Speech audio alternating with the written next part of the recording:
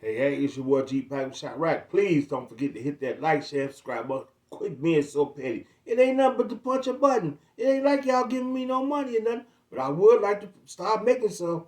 But anyway, we got Mr. Sean P. Diddy Combs. You know, he went to court and he rejected the plea deal they gave him. I don't know how much time it was, but Diddy say he's going all the way out with this one. And with the allegations that Diddy got to being accused of, he got to go to trial on this. So for all y'all don't know, if he cop out, that mean he got to go to jail, and that mean he can't come back on the appeal. So, if he get found guilty or not guilty, or if he get found guilty, he can get an appeal. See, if you cop out, you can't get no appeal. So enough of me talking. I'm going to bring the news clip in. Next week, Lisa Evers was in the courtroom. She's joining us now from Lower Manhattan. And Lisa, tell us what happened today.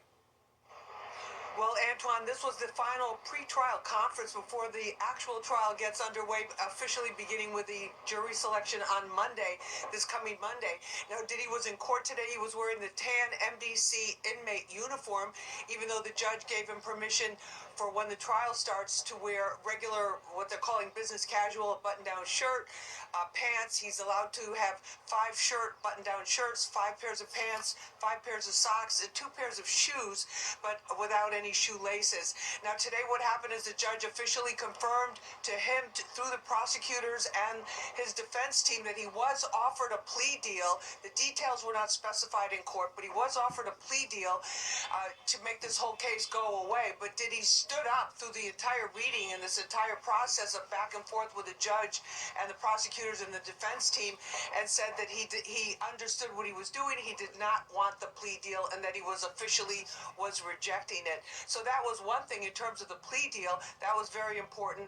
And then the other thing was a lot of talk, Antoine, as you mentioned, about the jury selection.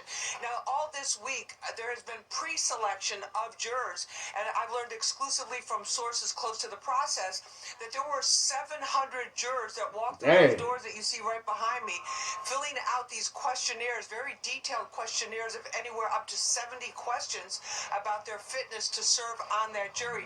Now, they will, a select number of them who are accepted by both the prosecution and the defense will show up on Monday morning to be interviewed one-on-one privately by both the prosecutors and the defense.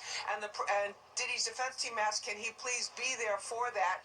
And the judge said, yes, he can be there for that as well. So they're expecting that to take most of Monday, Tuesday, and Wednesday, Antoine. But his demeanor in court, I think, seeing that things were going on, he seemed to be more upbeat than some of the previous times that we've seen him here.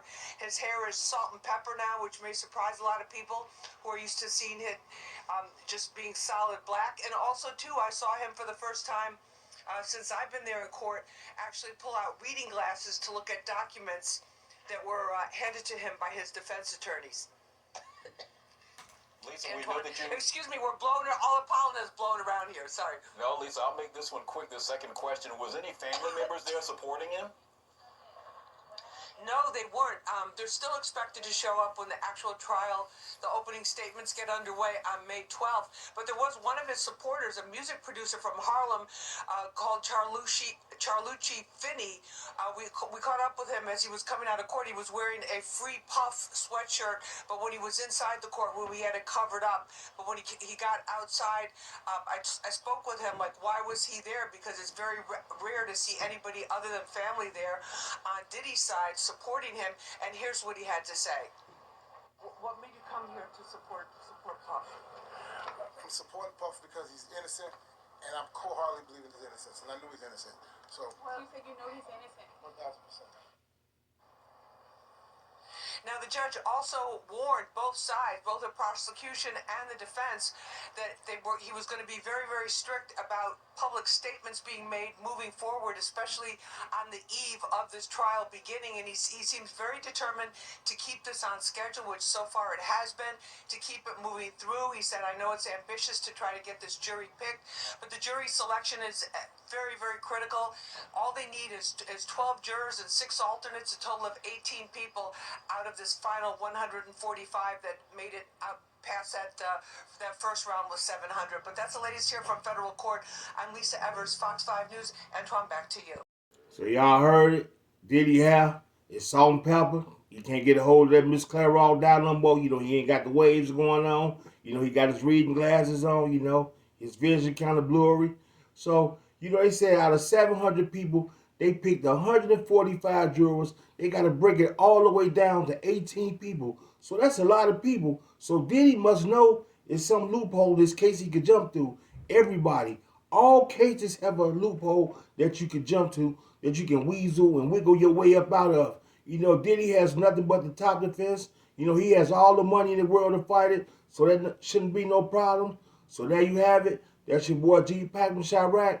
Please don't forget to hit that like, share, and subscribe button. Can't nobody take my pride.